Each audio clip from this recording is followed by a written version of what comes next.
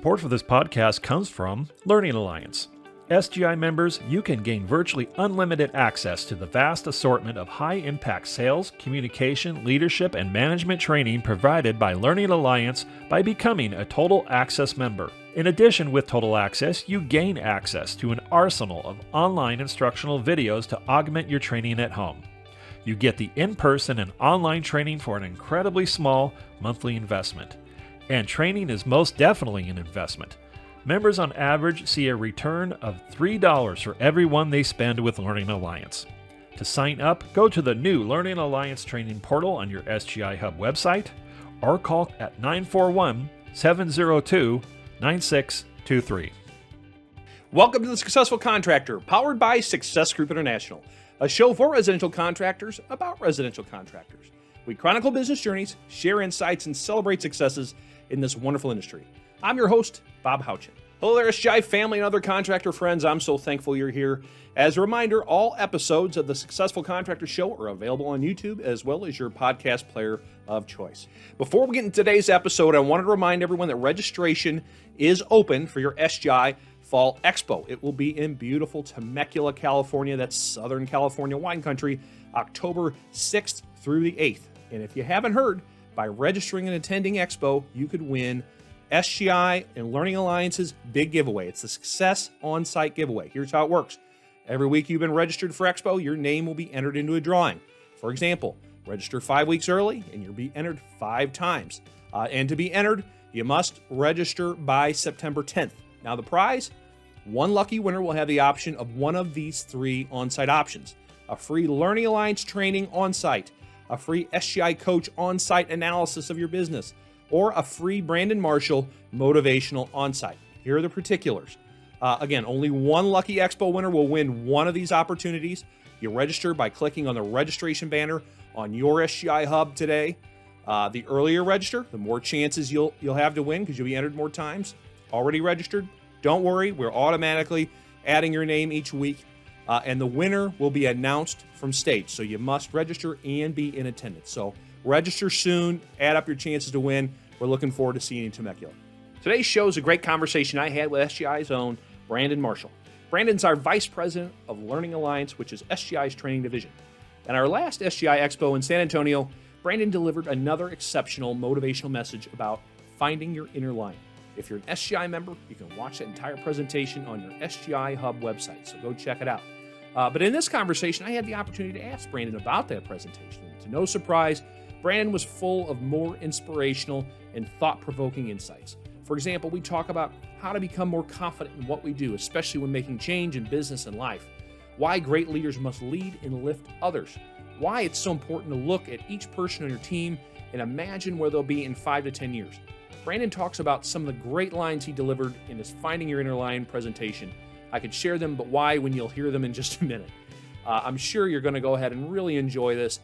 My conversation with Brandon Marshall about finding your inner line. I guarantee you'll take away a nugget or two. Brandon, thank you so very much for being on the show today. I deeply appreciate your time. I know it's a precious commodity. For those who haven't had the pleasure of meeting you, could you please introduce yourself and share your role with the SGI family? Yeah, sure. My name is Brandon Marshall. I'm the VP of Learning Alliance, which is the training division of SGI. And so we do trainings all over the place, and that's that's our thing. So it's just a pleasure to be with you again, and to do this. Yes, well, we had to have you on. I think it was one of our more downloaded episodes. We were just in the podcast version, and after the rousing response to how you did in San Antonio, we're like, well, I gotta bring Brandon on selfishly for my own. For my own clicks. Nah, I gotta talk you up a little bit. No, you do a great job. Like you said, yeah, you're not just a talking head. You've got a lot of other stuff going on. You're running a whole department that is so vitally important to what we do. Maybe just kind of share, keep in mind this won't air for another, say, 3 or 4 weeks. But what are some things going on in Learning Alliance? You don't have to give all the details, but maybe just a little bit. What's going on? Man, there's a lot happening. I mean, the things that we can look forward to. we're going to have some new faces in facilitation, some familiar faces, but new to the gig, and so you'll see some people that you really love and appreciate doing some training. So I think that's an exciting thing. We've got a full calendar, a full schedule, for the remainder of the year. I think the hub is only updated through August. We're getting ready to release the rest of the year, and I think it's going to be really, really good.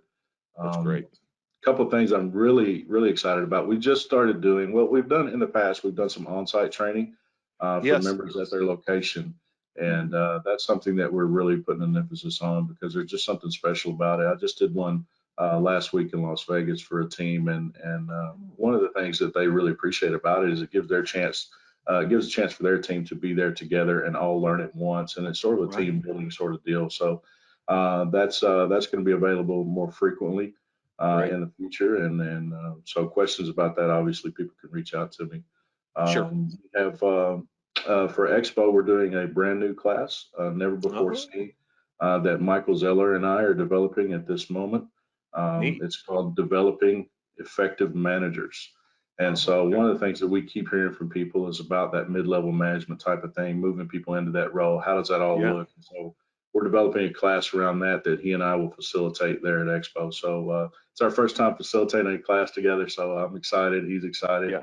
And I think it's just going to bring an interesting dynamic to what we're doing and to people. I think it's going to be a real value. Big time. No doubt. Big time. No, I'm excited to hear that. Oh, keep going. No, I was just so if you remember in one of the breakout sessions that we did at Expo was called Creating Team Synergy. And the idea of that was to create a growth culture by people understanding what other people within their organization do, where their role specifically fits into the entire vision, and creating this cycle of everything flowing together. Because that's how everything in life grows. Everything grows in a cycle. You plant the seed, it goes into the ground, it dies, it becomes a tree, it produces fruit, which produces other seeds. And so the idea is to have that thing flowing in a circle on anything that we're trying to grow.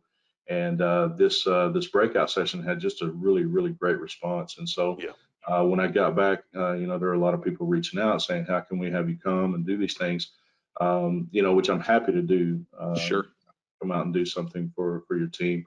But at the same time, I had to figure out a way. We had to put our heads together and say, okay, how can we make this available to people on a different level, on a mass level? And so we've got some plans in the works for that right now, very early stages of the planning. But the idea is to create an environment where people can come, bring their team, and have that cross training, have that ability for the team to understand each other, and just do some real team building type of stuff. And so. Can't promise any time frame. We're again in the beginning stages of it, but we feel like we have a good momentum that we're going to be able to offer, and it's just something that is just not. I don't think it exists anywhere, especially in our space, and so it'll be something brand new, something unique, and the benefit of it is going to be just tremendous. So I'm excited because it gives my team the ability to speak into people's lives in a higher level in a different way.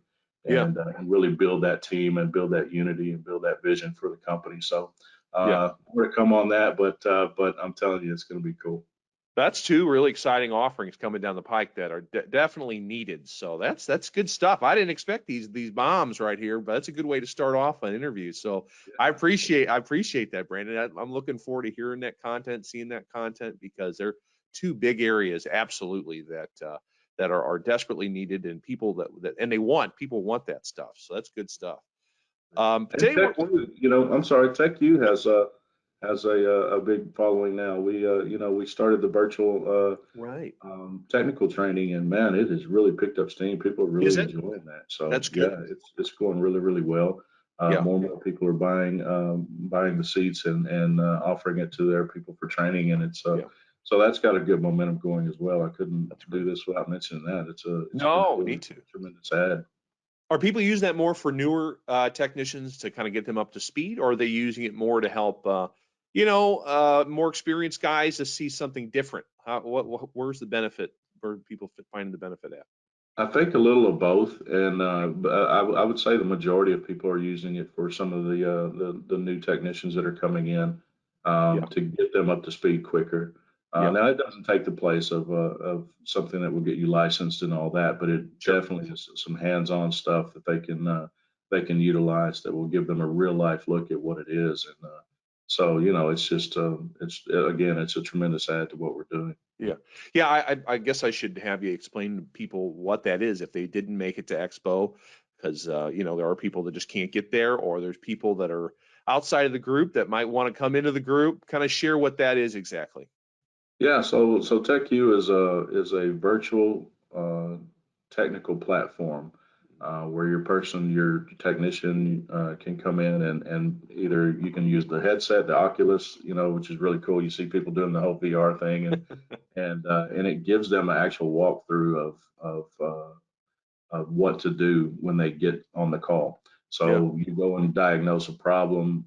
It gives you the tools right there to be able to check if it's a capacitor problem, if it's an electrical problem, whatever it is.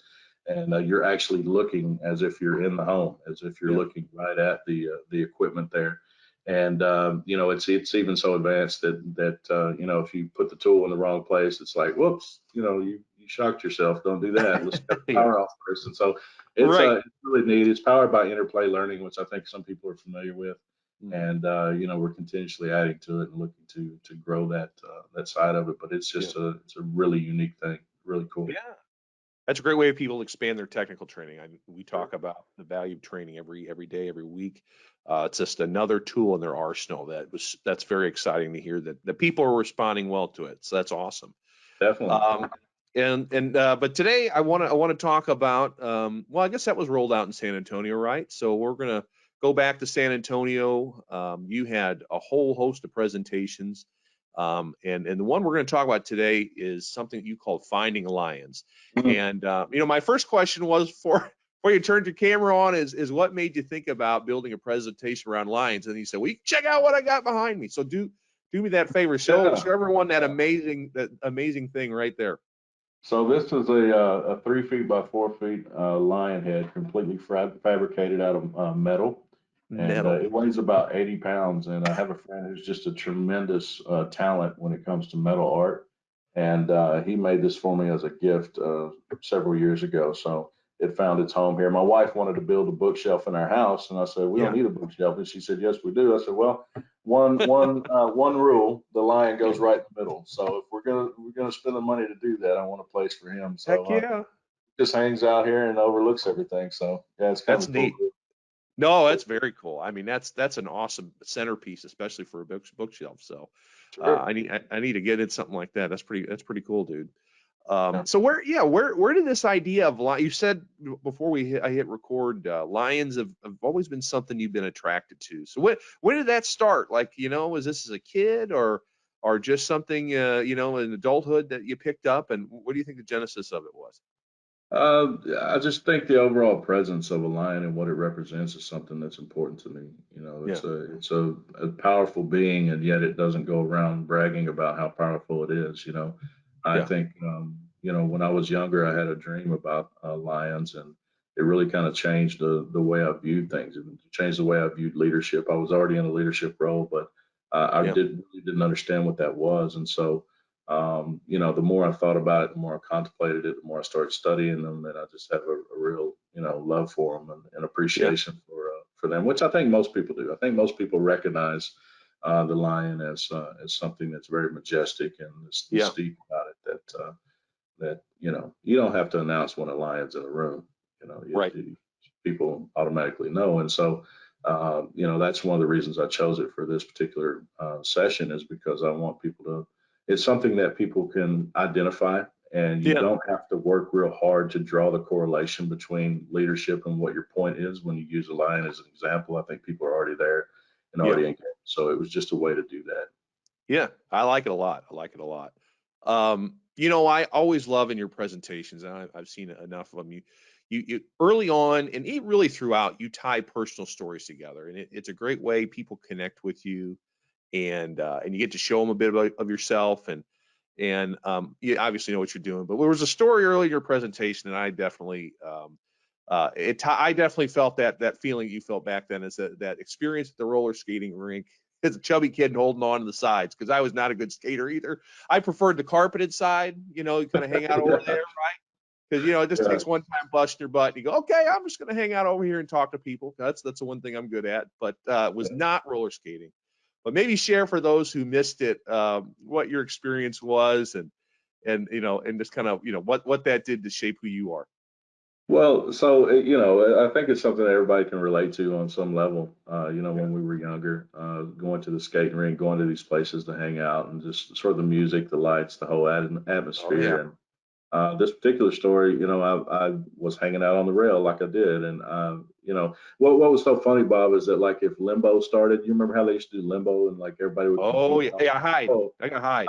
I'd totally fake an injury if I had to, whatever I had to do to get out of it, just. Yeah. But this particular time, this really cute girl that was popular in school and had no business talking to me came by and grabbed my hand and said, "Let's skate." And so, what choice do I have? And I just went for it. And I figured out that I can roll pretty good, but it was the stopping part that really got me. Yeah. And I fell flat on my face and pushed my teeth through my lip and just right in front of everybody. And the part that I didn't share is that I actually she ended up being my very first girlfriend. Oh, is that right? For about a year. Yeah. So really cool. Still cool to this day. She's an amazing girl. So if you're out there and you're watching this and you're struggling and you're like, how do I meet a mate? Just run your face into the wall and see what happens. That's all it takes. You got to put yourself out there like that. What's a little blood and some stitches? That's just okay. That's it. But when things like this happen, it creates an emotion in us and creates a negative feeling or something like that. And I think on every level, whether that emotion is negative or whether it's positive, it has an effect on us. Yeah. Obviously, we want to repeat the things that give us that positive satisfaction or that positive feeling.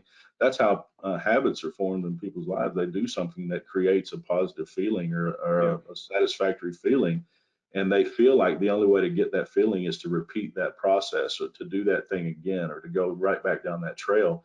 And so that's how kind of habits are formed. But the same is true for a negative emotion. The embarrassment, the pain, all those things.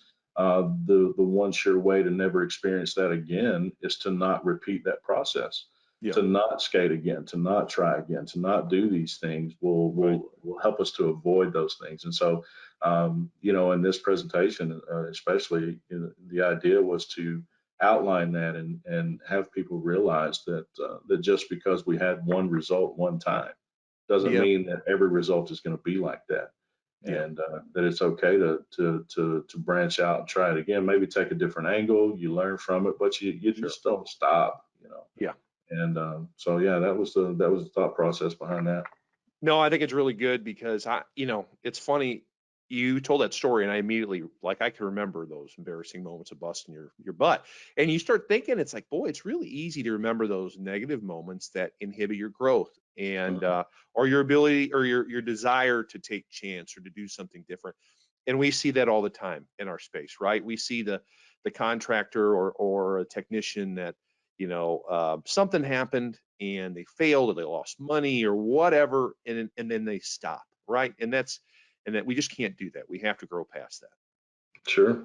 Yeah. Sometimes you go at it from a different angle. Sometimes you take a step back and you look at it from a different perspective and say, okay, here's where I missed it. But things are like, take gravity, for instance. Gravity is designed to hold us to the ground. It's a law. It just works because it does. There's nothing that we do to make it happen. Right. If you doubt that it works, I mean, it doesn't take long to figure out that it does. That story in particular, my face had a complete new understanding of gravity by the time that was over with. But but then there's the greater law of aerodynamics that says if you put enough force behind it, if you have the right design, if you push hard enough and you go at it with everything you got, then it's possible to defy that gravity. That was figured out by somebody way smarter than me. But I think that too often we look at things as they are. And where would we be today had somebody not said, gravity's cool, but I think we can do something about it. I think that there's a better way. I think that if we put the right amount of energy into it, the right amount of angle, velocity, speed, if we go at it harder, then there's a chance that we can overcome this. And I think that where people are in their business is a lot like that. We experience something that gives us a negative feeling and emotion, something like that, something that is, definitely holds us down and grounds us and keeps us from living, that life above where we are now. Sometimes the answer is just go at it again, go at it harder, go at it faster, but some really calculated type of risk. Right. And so, yeah. Yeah, no, good stuff. You tied that story together with your lion theme of, lions don't really possess fear, and you recounted a story that a mentor had told you years ago that was obviously influential enough that it stuck with you, that he went on a safari hunt a couple times, and the villagers told him not to jump out of the Jeep when lions are around, like he had with the hyenas, that lions do not bluff. Lions act. They're unafraid. They have that courageousness. They're just a confident animal.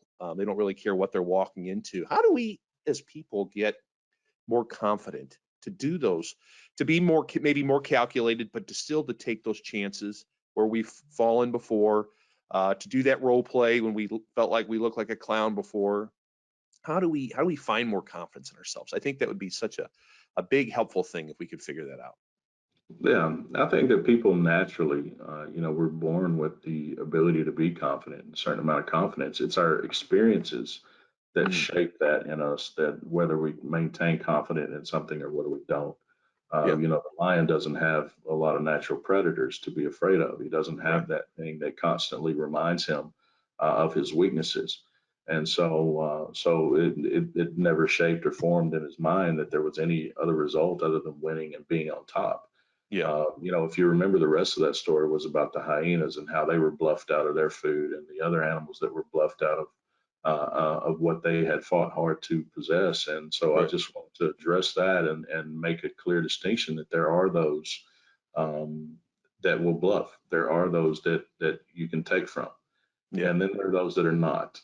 And that's you. You're the lion. You're the one that will stand for what you believe in. You're the one that will continue to fight and continue to guard what you've worked hard to possess. And that confidence comes from, the ability to do that, and the idea that you can. And it's just such a powerful statement to think that there are those of us out there, yourself included, that on certain things we just won't bend. And if you're going to take something from a lion, you better be able to do it, because they're not just going to hand it over. And that's so I just wanted to spark that in people. And the concept is called finding lions, because I believe that lion exists in each of us. That there's something in there that is at a higher level, that if we're able to find it and push it to the forefront, that we'll stop giving up a lot of the things that we've just freely handed over. Sure. You mentioned earlier people are attracted to lions, and they are. That's why they're one of the most popular exhibits in zoos. People go on safaris. I mean, there's tiger and lion zoos all over the country. Tiger King on TV last year, whatever, when we were all stuck at home. But people, we're the same thing. We're naturally also attracted to people. And you had a statement I thought was really profound. I wanted to highlight. You said people are attracted to what you are carrying.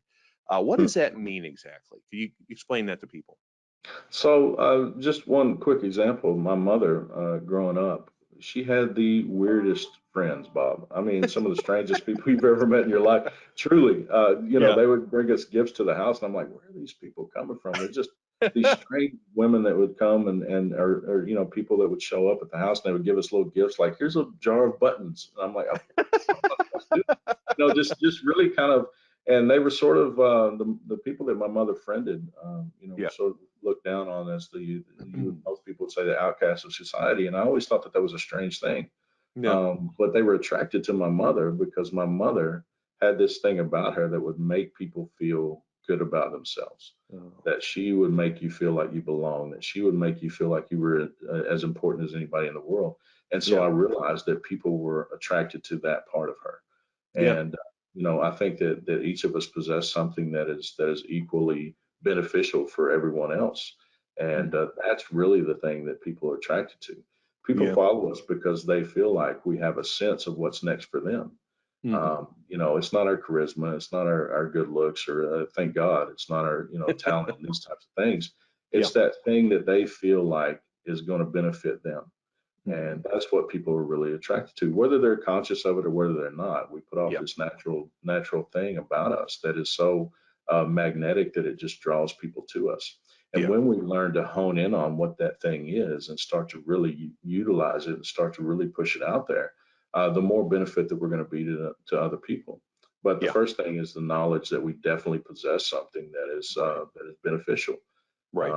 However simple or complex that thing is, it's there and people see it. Most of the time, people see things in you long before you see them in yourself. That's true. And so I tell people to pay attention to the type of people that are attracted to you, because there's usually a common thread throughout that. And if you can notice the type of people, then you can probably start to notice the thing that they're gaining from you, and that's a real strength. Yeah, I think you said something also in your speech, your talk, that I wanted to highlight, and ties really what you were just talking about a minute ago. You said there was a point in your professional career you were trying to figure out what you wanted to do next, and you'd spoken to a friend who had a large church, if I'm not mistaken, and he was a very successful leader, and he said, and I'm going to read it word for word so I don't mess it up because it's so good. When you put your gift on display, you won't have to make room for yourself. It will be your gift that makes room for you. Stop trying to force the door open and do what you do. Just maybe speak to that advice and what that meant to you time. Because when you said it from stage, I went, whoa. I mean, like it was profound. It made you it makes you think a little bit. Yeah, yeah. The most effective that we will ever be as people is when we are being exactly who we were designed to be. A lot of people see something that they would rather be, and they go after that, and they Yes. experience some level of success, but no fulfillment behind it. Yeah.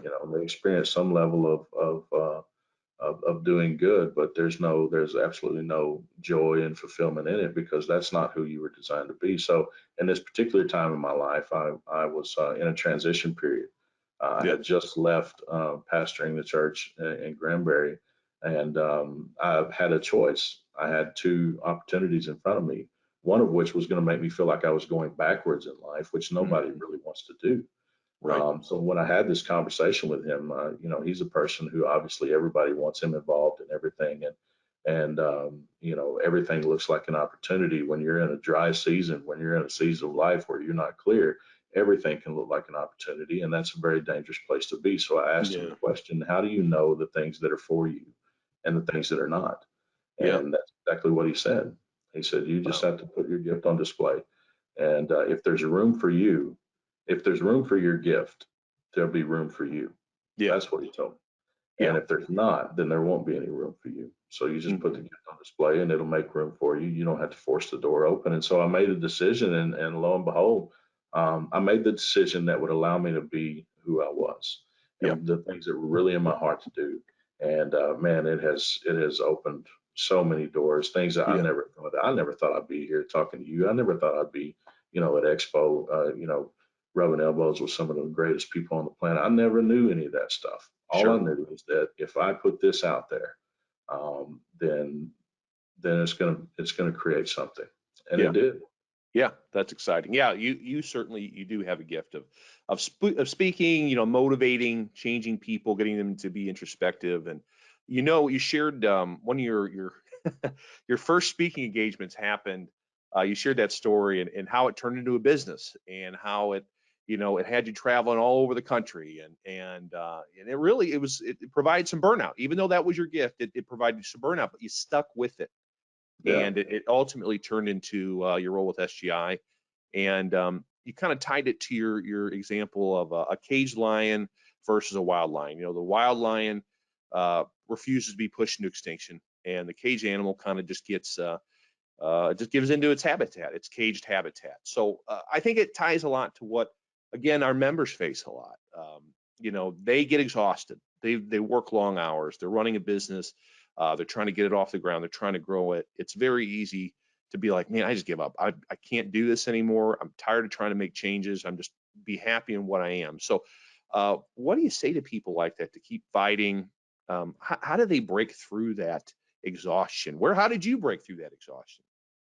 So I'll say this: it wasn't necessarily the gift that exhausted me.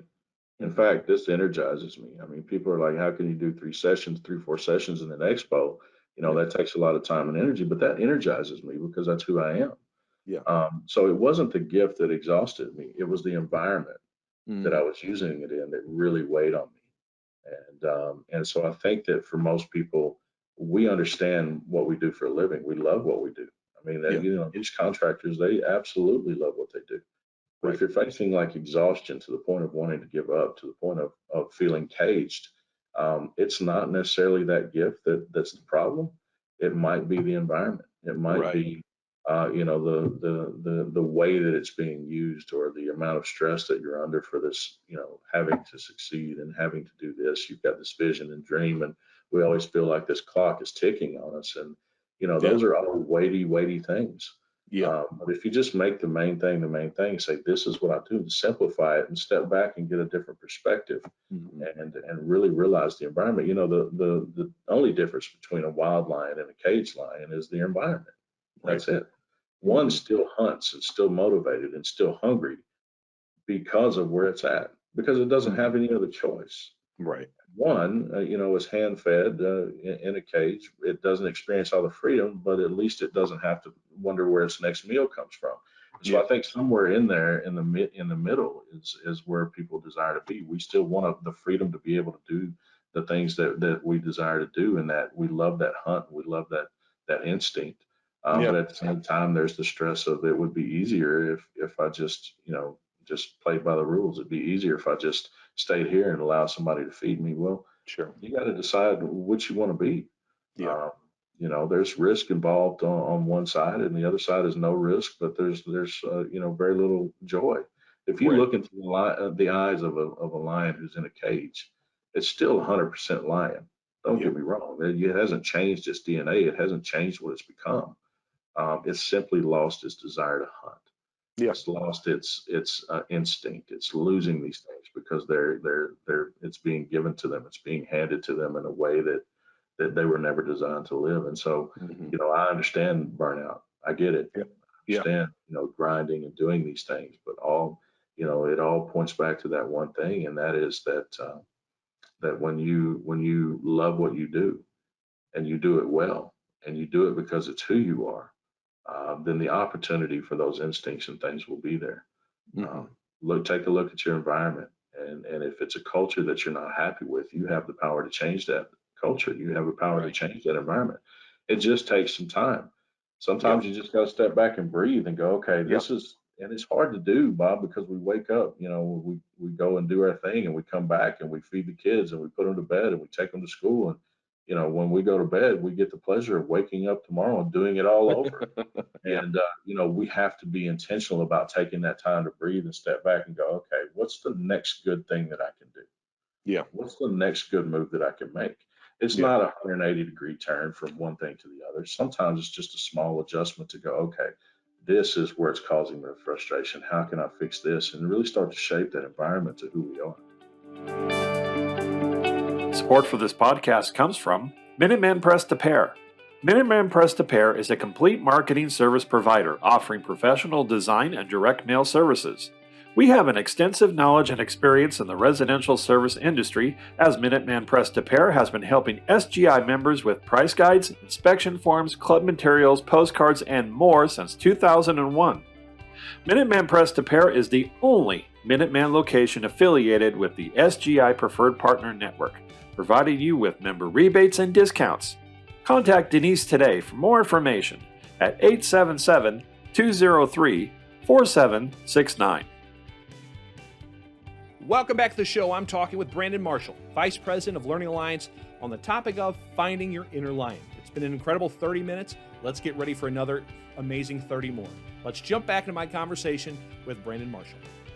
No, that's really good. That's really good. Also, the next concept you had talked about is legacy, and the Alliance are very intentional in how they raise their young. That you can see that inherently they value legacy, their next generation, and great leaders also realize the importance of legacy. They need to replicate themselves, right? In order to build a legacy. So what does legacy really mean to you, and why is it important for a business, for example? Well, it's important for a business because no one wants to spend their time building something that they feel like is going to end with them. Yeah. I've never met anybody that says, "Well, I hope that this when I'm done, this is done." No, nobody says that. Yeah. We want to know that our life counted for something. When we lived our days out, we want to know that it meant something, not just to us, but to those who follow. That's why Mhm. people are so conscious about the environment and these types of things, because they realize that we have a finite amount of time here on Earth, Yeah. and we want it to count. And so when we build a legacy, and here's the thing about replicating yourself in someone else, you're already doing it. Right. Whether you're aware of it or whether you're not, you are. Yeah. Um, you'll start to notice the people that are with you. They'll start to talk like you. They'll start to move like you. And not that we're creating clones, but there are pieces of ourself that we are replicating, whether we know it Yeah. or not. And we Hmm. just have to be more intentional about those things that we are replicating. Hmm. There are things that I experienced when I was young. No way I want my kids to experience that. So Right. I have to be conscious to not let that part of myself be replicated in them, to Right. not expose them to that certain thing. And the same is true with business. When we have people and we're in a leadership position and maybe not even a leadership position, but you are a leader. Somebody's Yeah. watching you, somebody's gleaning from you, somebody's pulling on what you carry. We have to be conscious of that and really decide what is it that I want them to become as a result of me? Yeah. And it's the importance of that is that you create you create an environment of growth. You create an environment where everybody understands what the vision is and we're on the same page, and you lead them toward that. And that's how you create something lasting. That's Hmm. legacy is something, I want the people associated with me to have a name that they can be proud of, Yeah. something that they can stand for. And that's when we create our businesses, we put our logo, our brand out there. We want people to be proud of that. Yeah. And when we are conscious of that and we start to replicate those things in other people, then we attract the kind of people that want to be a part of that. Right. We attract the kind of so again, because people are attracted to what we're carrying. If we're carrying a good culture, if we're carrying a conscious effort to build Yeah. people who need that in their life, which is a lot of people, will be attracted to that, and then growth will happen. Yeah. No, you're segueing beautifully in your next point that you made in your talk was great leaders must be intentional learners, and it's not just to make themselves better, but it's so they can make others better, which I thought was such a great point. So, why is that important? Growing others versus I know other business, and I hear it from other business owners I've heard over the years, they're so focused on implementing new systems or procedures to drive efficiency. They go, I lose somebody, I'll find somebody else to be that cog in the wheel. But I think ultimately in the end, that's just a losing battle. So but I'd be interested to hear why do you think that's so important to pour into others versus just being that operator that just I'm going to focus on getting as tightly as efficient as I can. And I'll find somebody else when that time comes, if I have Yeah, to. and not that systems don't have their place, because they Sure. do. We want to design things that systems that work, no matter who we plug in or take out, that the system continues to work. But that's just one aspect of the framework of a business. Right. The real brilliance of a business is that those people don't want to be unplugged. Right. Those people want to stay engaged in what you're doing. And when we learn, when we're continuous learners, then we have something to give.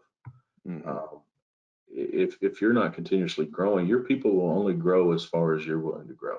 Hmm. They can only make it so high because you didn't bother to pour into yourself to build yourself up so that you have something to give them, with the idea that we are replicating, with the Right. idea that they are gleaning from us and pulling from us. We have to constantly be putting things in, new things and good things, and continuously growing and learning so that we can pour into other people.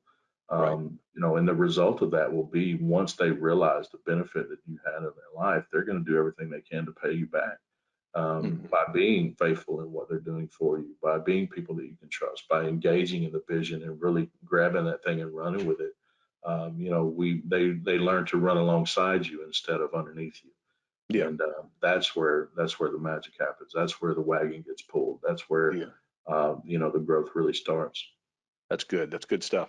Another one of your main concepts was the idea of raising, and it speaks to a lot of what we've talked about already. But lions raise their young; they don't abandon them like some animals do after birth.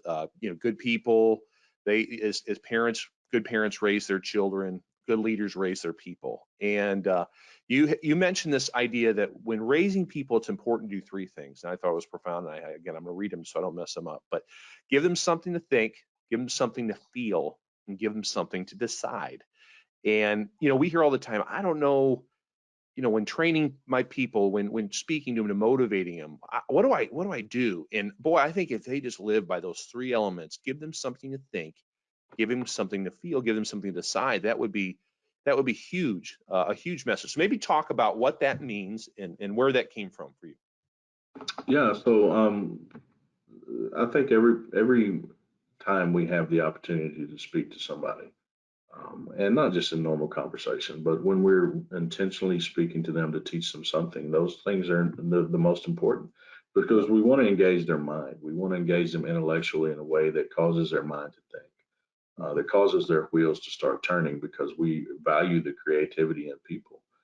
We can't see everything as leadership. We can't see all aspects of it, but what we do have is a team of people around us that if we engage their mind and get those wheels turning, chances are they'll see something within the business, come to us and say, hey, what if we did this? Something that you may have never considered. So we want to engage, their mind in that, but we also want to engage the heart. We want to engage the emotions, because emotions are what actually drive people.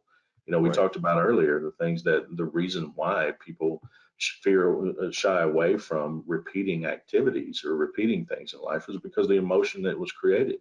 Emotion is such a powerful thing that it actually drives people to that change. It drives people to the being so frustrated that they want to do something different, being so joyous that they want to be a part of it, whatever it is. And if we create that in them, then we can lead that in a direction that's beneficial for them and the company. And then ultimately what we want is, whether that's a change behavior, whether that's a new thing that we're rolling out, whatever it is, we want people to come to a decision. Yes, I am bought in. I hear what you're saying. You have engaged my mind. You've got me emotionally invested. Whatever you say next, I'm going to buy into. We're gonna roll with it. And so that's the decision that we want people to make. Yeah, you've built that trust that they're willing to step with you. Which speaks to another concept that you mentioned, and I think it's great. And I think more of our members, more business owners need to look at adding people this way. Instead of just I want to add 2 trucks this year. I need to find 2 techs to throw in there. You got to look at maybe what that person means long term, because you brought up this concept of look at every person in your team and imagine where they'll be in 5 to 10 years, and then. Which I thought was great. And so what is that, and how do we approach people when we look at them from 5 to 10 years down the line? How does that affect our approach as leaders to that person? What does that mean for us? Well, the great leaders that I've had the ability and the honor to be with have the ability to not look at a person for what they are and look at a person for what they can be. And that comes from just being around them, being conscious of every conversation and really listening and really taking that in consideration. We have a tendency to hire people for a certain position because it fulfills a need within the company, and that's exactly how it should be done. And it's awesome. That doesn't mean that that's where that person is going to end up within the company. And I think too often we look at it and go, after a year or two, go, well, this person's not really progressing as a technician, and they're not really progressing as a call taker. Let's get rid of them and find somebody who will. When we don't really realize and take in consideration the investment that we've already made in that person, and maybe they were not right for that role. It's the old adage, maybe it's just the wrong seat on the bus. So we look at the bus as a whole and go, okay, I could see these qualities in this person. This actually could be someone who might flourish over here and have the ability and the foresight to try something different before we just discard people. I had something that, it woke me up out of the middle of the night, Bob. It was a statement that I heard, and that was, do we lead people for what's best for us, or do we lead people for what's best for them? Wow. And I think so many leaders lead toward an agenda rather than what's best for that person. When what they don't realize and understand is that when you lead the person towards what's best for them, then that will benefit the agenda. That's how that thing fits in there. And so just being more conscious of raising people, and I like the term raise because it has it suggests bringing someone up, Right. raising up instead of just tolerating, instead of just managing, instead of just controlling. We are actually raising. Yeah. You know, we weren't given a crown when we were made leaders. We were given the responsibility to make the people around us better. Right. And that's when we're intentional about that, then you will see the reward. Yeah, it's right. You that idea of raising. You then talked about the idea of don't be the ceiling in your business, be the foundation. So don't raise people up and then you're hitting their head against that ceiling. And I think I know that happens a lot in a lot of businesses, that owners get to a certain threshold and they go, well, I can't get past $1 million. I can't get past $5 million. And they hit a ceiling, and there's a reason. It's typically them. So how do people change from being the ceiling and being more of a foundation, a lifting foundation, one that raises people up? How do we get that top off, so that we can keep going? Yeah, well, chances are that we've got people around us who will. I mean, one of the statements that I made in the very first presentation I ever did with Expo was that some of the greatest things that we'll ever do won't be done by us at all, but it will be done by those that we put on, those that we raise up.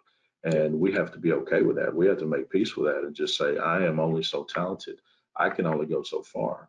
But if I become something that people can build on, which is a foundation, that's what a foundation is. If I become that solid foundation and I lay the groundwork and I allow people to build on top of me, then there's no limit to where this thing can go. But if I'm the ceiling and I walk around as the expectation of what everybody should want to become, and it all starts and stops with how great I am, then you really put a ceiling on it. That's it. If you become the ceiling, then you've become where it all ends. When creating a legacy and a long-lasting thing and something that goes forward, that's you on the bottom. That's you being the solid thing that these other people can come along and build on, and there's no cap to that. So I think right now, if someone's there and go, I just can't break through this, I just can't get past $1 million and all that, really step back and look at your position in the company and the way that you're affecting your people, and just go, okay, I have some talented people around them. I wonder what would happen if I used those talents, if I gave them an avenue for those talents, and I kind of just got out of the way and said, I'm here if you need me. This is where we're at, but this is where we want to go. And we paint that vision and we let the horses run. A stable full of racehorses is no good with the gate closed. Right. Sometimes we got to just go, okay, well, let's see what you can do. And then it creates teachable moments within there where people are going to make mistakes. They're going to fall. But and it's okay. And that's where the leader comes in and goes, listen, here's what you did. Here's what we want to do. Here's what I can teach you. And then that creates that environment where you're now the foundation. You're now the thing that people are building on instead of the thing that people are striving to become. Yeah, that's good. That's good.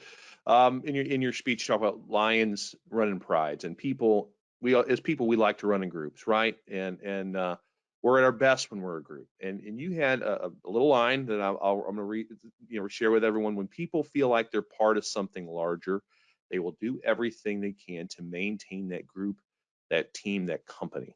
And you see it in the really good companies, right? You can just tell when you walk into a strong business and you meet an employee who doesn't know who you are, and they just rave about their company, and you can just tell they're proud about where they're at. And then that influences, how they do their jobs every day, right? And they look to go above and beyond. And when we talk to companies, we talk to business owners about building culture and creating culture. A lot of them think it's just having a big Christmas party, a big summer barbecue. They spend a month beforehand planning it.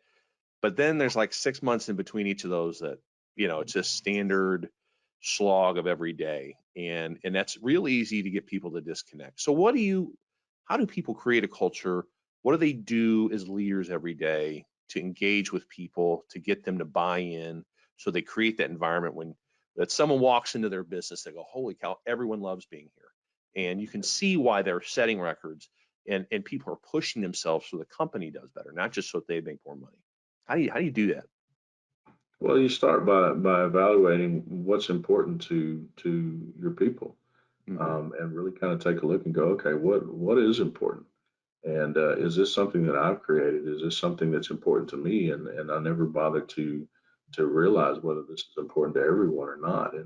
And one of the greatest aspects of being a leader is being available to people. Yeah. We go back to I am pouring into someone, whether I'm aware of it or whether I'm not. Yeah. But if I'm not available, if I'm not around, if I'm not, then they have to then find someone who is available. Yeah. And before long, you've lost control of the culture. You don't know where that thing is going because when you weren't available, they found someone who was, and may or may not have had a positive impact on the business as a whole. But the magic of a good culture is just that everybody understands what the vision is first and foremost, and Yeah. they know where their part is. They know how they fit into that vision. Right. When we reinforce that, but just people want to know that what they're doing is making a difference. Right. And if they feel like it's making a difference, then it will. Absolutely. No, they will make a difference in the culture. Yeah. But we run in prides. That's what we do. Yeah. SGI is just one large pride, of people who come together. And I've seen it, recently. People are visiting each other. People can pick up the phone call another member. They get on Facebook. They ask questions. Oh, 10, yeah. 12 responses from people with experience. This is one of the greatest prides I've maybe ever seen. And if Yeah. people really understood, what they had, then we would be more intentional about, or they would be more intentional about being a part of it and continuing that thing. Yeah. You break it down to individual companies, it's the same thing. The same thing. We have a network of people within our company that if I don't know the answer, you do, and I have to be, have the humility and the grace to be able to ask that question and not feel ridiculous. So we create this environment where people feel supported. The best companies I've seen are not saying, "Hey, what else can I get from you?" The best companies are saying, "What else can I do for you? How can I support you?" And that's really how you build that. You build that sense of family and community. And I've seen it. Bob, we have some of the greatest members on the planet. Oh, yeah. I mean, just last week I was with a company that just such a family environment. Yep. They know each other. They genuinely know each other. They genuinely care about the success of the other person. And as a result, they're a flourishing business. Yeah. So it's just about that care and that availability to be able to do that. Yeah. No, I'm glad you brought that up. I was going to ask you about that in a minute. Is being when you said someone asked you, or forget how the start of it was, but you said, what was the most important part of being a leader? And you said being available, and that's, it's not so people don't feel they're intimidated by you, or that you. And it's not also to say our doors open, 24/7. You go around your manager and talk to me, but it's being available, being willing to talk to your people, right? To connect with them, to treat them as a human being, to show that you care about their growth and development. I think that was a really a good lesson, especially for guys that maybe are in a bigger business and to get locked into being in the office and driving the numbers. That's a part that they shouldn't forget about. Well, most of what we learn about leadership, we learn from either the really great leaders in our life, or we learn from the really poor leaders. And I think that everybody listening to this or watching this has been a part of one or the other. And some of the best. I've been with people, Bob, that just had the potential to be such powerful leaders. Yeah. They just weren't available. Yeah. At the end of the day, it doesn't matter how much you possess or the goodness that you could offer me. If I don't know how to, if you're not around for me to glean off of that, then again, I'm going to find somebody who is. Right. And chances are, you're going to end up losing out. So availability is such a big thing. Yeah. No, I thought that was good stuff. Another wrapping up, just a couple more for you, my friend. The one other thing you'd said that you had learned from a mentor that I thought was really interesting is, as it pertains to relationships, right? And you say you work hard to build these relationships in your business, in your personal life. And a mentor had said, if the bridge is burning, throw water as far as you can.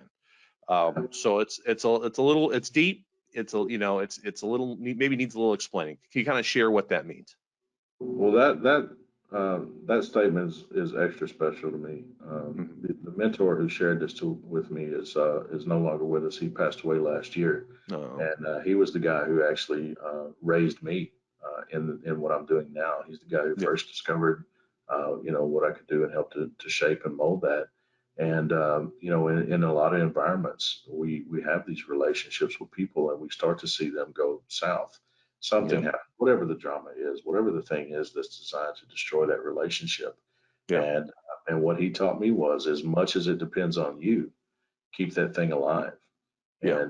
And that's exactly how he said it. He said, if the bridge is burning, throw water as far as you can. And I Yeah. always thought that was just so powerful to me. It just means a lot to me to say, I'm not going to stop until I've exhausted Yeah. uh, all things that I can do to keep this relationship alive. Because at the end of the day, the greatest joy of our life is the people that we get to go through life with.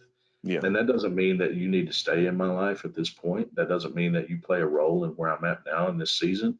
But Yeah. it certainly means that when we think about each other, I want there to be a smile on the face. I don't want to harbor anything there. I don't want this unforgiveness in my life or any of these things. So I'm going to throw that water. I'm gonna be the person Yeah. who tries to salvage this, no matter what it costs, no matter how much face I lose in the process. I can't be concerned with those things. And I think at the end of the day, people will look back on that and go, they really tried. Yeah. They really did. No, it's good stuff. Last question for you. Kind of summarize your session from Expo. You challenged everyone to live like lions. Get out of your cage. Push aside the negative past experiences. But how do we do that? How do we live courageously? How do we live to be better versions of ourselves? Any final words of wisdom you'd provide people? Wow, man. I mean, that's such a broad subject and broad statement. It's like, where do you start? Yeah. I don't have all the answers, and I don't think anybody, any human possesses all the answers. Right. But I can tell you this, that there is a life that's worth living. And whether you're living it now or whether you're not, um, it's worth whatever pain or discomfort you have to go through to get what's on the other side.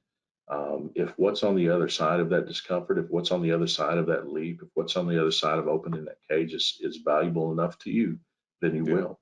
So you really just kind of have to decide what's valuable to me. Yeah. Where are my values? Are my values in comfort, safety, protection, and being provided for? Then maybe you're better off in the cage. Yeah. But if you're the person who says there's something so valuable that I have yet to see in my life, but I know it's there, Yeah. and you got no choice. You got to open that door and run again, try again, dig Yeah. again, do something to break that cycle and really, really go after what it is that you want, because we only get one shot at this, man. Yeah. And right now, if you're not fulfilled in what you're doing, um, change your environment. Yeah. Good stuff. Awesome. Brandon, thank you so very, very much. I know people are going to love this. They love hearing from you and your insight on business and life and leadership. So I can't thank you enough for an hour of your time. Really, really appreciate it. I'm so grateful for it. Always a Yeah. pleasure. Again, we have some of the most wonderful people on the planet that we get to deal with, and I'm just happy to be a Yes, part sir. of that. And just so you know, I learn equally as much from just the conversations. We have some really, really wise and compassionate people within Yes. our organization at SGI and within our network of families. And it's just, I'm living a life that I don't deserve, man. You, me both. Just such an honor, such an honor. So thank you for having me, Bob. Oh, it's my pleasure. Looking forward to having you on again. So have a wonderful rest of your day. And I look forward to seeing you in person, hopefully here soon. All right. See you soon. All right. See you, buddy. Take care. Thank you, Brandon. Appreciate it. Hey, thank you, man. I hope that was okay. Oh, it was great. It was great. Sorry I tossed some hard stuff at you. I feel like, some deep No, life things. So you but know it's what? good. It's good. I think it's good for people to hear. They like it. I hope it makes sense, man. It does. It's very important to me, and I think at the end of the day, if people can live a more fulfilled life by one statement, then I'm willing to make that statement 100 Yeah. times, Yeah. whatever it is. And so, yeah, good things are coming without a doubt. Yeah. Awesome. All right, buddy. Have a wonderful rest of your day. Appreciate you, man. That's Brandon Marshall, Vice President for SGI's Learning Alliance, on how to find your inner lion. Thanks for joining us. If you feel like you have a great story worth sharing that would also help other contractors, email me at bhouchin@yoursgi.com. Also, if you enjoyed today's episode, if you're on YouTube, give us a like and subscribe. If you're on your favorite podcast player, leave us a 5-star review. And please join us for future episodes. It's my promise to you that we will continue to interview successful contractors and other influential individuals in residential contracting. This is the Successful Contractor, powered by Success Group International. Support for this podcast comes from PulseM. PulseM is the #1 review generation platform built for home services. The majority of SGI members use PulseM for Google reviews, customer communication through text messaging, and much more. For more information, please visit pulsem.me. The Successful Contractor Podcast is part of the Success Group International family. SGI is the largest member-owned best practices organization for independent residential services contractors. SGI provides its members a competitive edge through proven proprietary management tools and expertise, marketing programs, training, and group buying power, along with a highly active and eager to help membership. For more information about Success Group International, visit www.yoursgi.com.